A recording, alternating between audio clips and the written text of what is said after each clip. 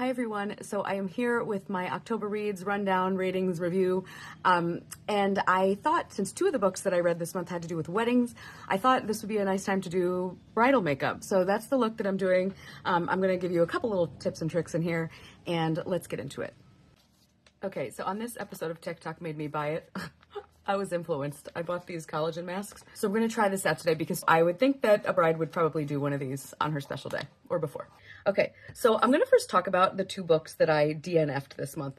One of them, it may stay a DNF, and the other one I might continue reading. I plan to, but I kind of want to ask your guys' opinion because I don't know what to do. The first one is The Poppy War by R.F. Kuang.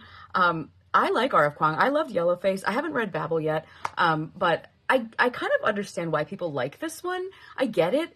It just makes me think that maybe it's me. Hi, I'm the problem, it's me. I think it's why I'm also struggling with Throne of Glass. I think I'm just not that into worlds with tons of convoluted history where some young, obnoxious, disrespectful girl shits on sacred lore while some sage person determines her worthy enough to train into an all-powerful assassin. Why are we training people to channel gods through them when they are already so unpredictable and angry and reckless? Anyway, I got bored. I made it halfway, which was 10 hours in. 10 hours in, and I gave up. So if you think The Poppy War is worth finishing, let me know. Okay, so it's been 40 minutes. Apparently this is supposed to absorb into your skin, and I can kind of see how that might be happening, but it's been almost an hour, and this is really unpleasant. So I'm just gonna remove it and see what we're left with. I mean, my skin feels amazing. It feels very moisturized and supple. Let's talk about the other book I DNF'd, and that was Intermezzo by Sally Rooney. I do plan to finish this one. I really do. I keep seeing it written that this is her best yet. I don't know if those are by reviewers or by marketers, so I'm not sure. Somebody tell me. I already struggle with stories about toxic masculinity, and I loved Connell in Normal People so much because he's constantly fighting against the tide of toxic masculinity. But Peter in this book is just floating down its toxic river. You will never get me 100% on board with a man who won't commit to his sweet childhood love and would rather F around with a woman who's 15 years younger, who seems to only do drugs and host parties and runs an apparently successful OnlyFans. No shade to her at all, but to him, yes. I've been mixing for my foundations the Makeup by Mario and this Ciate Dewy Skin, so we'll do that. I do like Peter's neuroatypical chess master younger brother, Ivan. He's definitely the reason that I will keep reading this, but someone reassure me. Does it get better? Next up was Masters of Death by Olivia Blake. I read this book first this month, and I already talked about it in my Olivia Blake appreciation video. So if you're interested in that book, you can watch that if you want to hear about the plot. But basically, it's the kind of fantasy I do like. It's fantasy characters in the real world. I don't need to learn annals of history, and I already know what vampires and demigods and mermaids are, so I can just enjoy the story. Can we just appreciate the base here? And this is because of the mask. I mean, look at. So I just found this story super engaging. There's romance, there's mystery, there's amazing characters. It's funny, clever, cheeky, very essential Olivia Blake. I gave it 4.5 stars, and I will tell you, if you are a fanfiction girly, especially Hermione, there's no way you won't love this. Okay, so the next book that I read got me out of the slump that the final book I'm going to talk about caused. And this one is Romantic Comedy by Curtis Sittenfeld. This is an utter delight. It's if The Idea of You and 30 Rock had a baby. Okay, so the FMC Sally works as a writer at SNL. I mean, not SNL. It's called The Night Owls, TNO. She refers to it that way, but it is SNL. And recently, one of her gross colleagues landed a super hot pop star.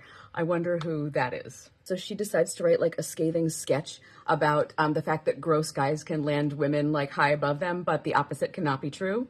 And the celebrity guest that week, who is a male pop star named Noah Brewster, he kind of bristles at this whole idea of this sketch.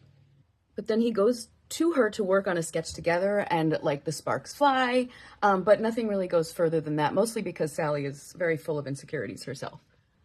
So then the pandemic hits, and Noah and Sally enter into a lovely pen pal relationship, over which they fall in love with each other until she finally goes to California to meet up to see if their feelings for each other are real and sustainable. Yeah. I thought this was a very mature rom-com. It has witty, but for the most part, realistic banter, and I thought their connection was just really, really sweet. So I only had two issues with this book. Otherwise, I really liked it. And one of the issues was that Noah is like just a little bit too perfect. I'm not sure who he was supposed to be based on. So I was actually Googling it, and there's a lot of people that think it's John Mayer. But I was like, if it was John Mayer, there would be like a lot more issues, like, because he's flawed, like anybody is. That would have maybe made it more interesting. I had Ed Sheeran in my head the whole time because he just kind of had like the sweet Ed Sheeran-y demeanor, but he is also described as being like super hot. Not that I don't think Ed Sheeran is adorable, but he's described to be like this super hot guy. I'd rather be with Ed Sheeran than John Mayer, like, to be honest. So my other issue is that this book, feels like such a love letter to SNL. I mean, you can tell in her author's note, she read like every book that's ever been written by any SNL writer or star.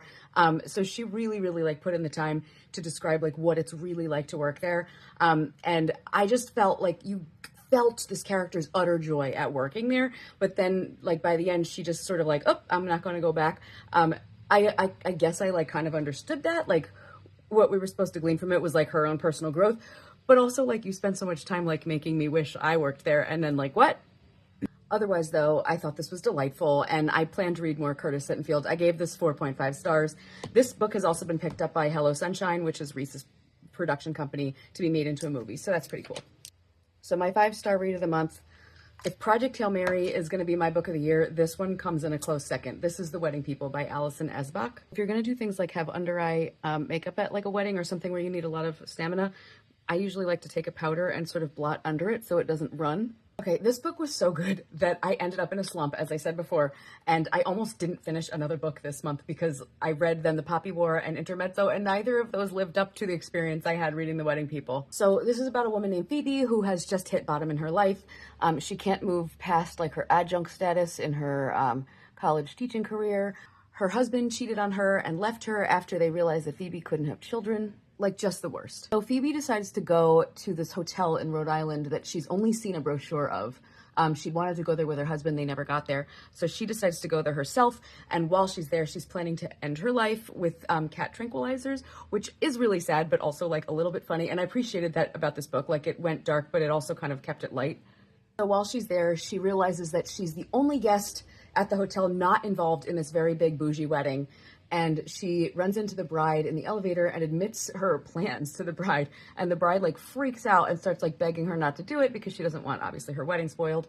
And oddly enough, she and the bride kind of like develop this little bond because the bride is feeling like very alone, as you often do at weddings, and just kind of finds some solace in Phoebe. So they actually grow kind of close, and Phoebe becomes more and more involved with the wedding and the wedding party.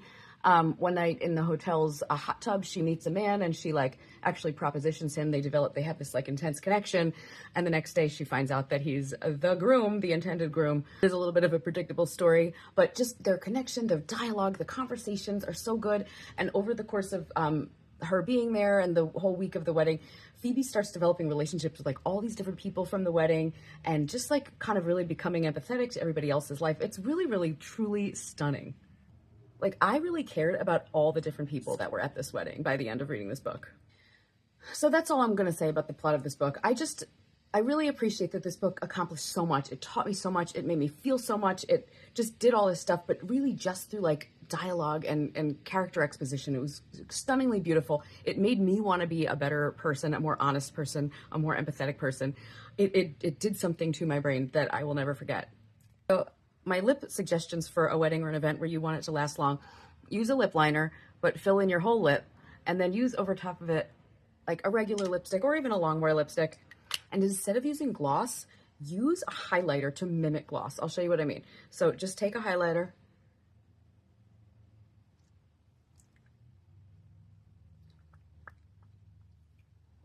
then it kind of looks like you have like the shimmer of having gloss on, but it's gonna last longer.